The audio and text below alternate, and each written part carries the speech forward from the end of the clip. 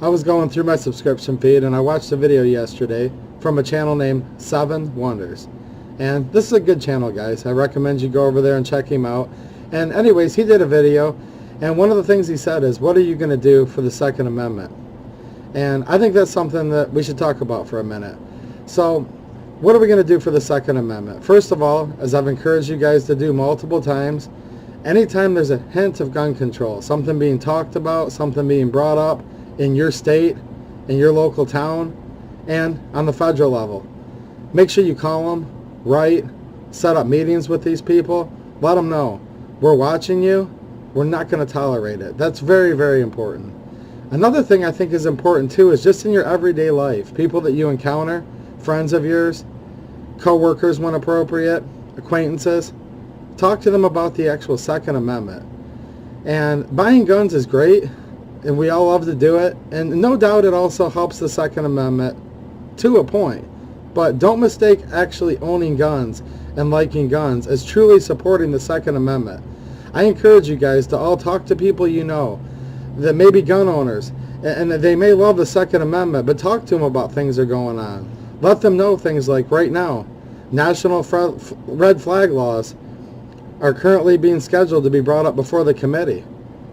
The Republican-controlled committee, where the chairman, Lindsey Graham, actually right now is the co-author of the bill. A bill that apparently the president would support, based on the fact that he's the one that originally called for the red flag laws. So let your friends know, because when I talk to my friends about these things, I'm often surprised how busy they get and how much they're caught up in their regular everyday lives. A lot of your friends that are good people at heart, and they're probably on our side, they just don't know what's going on.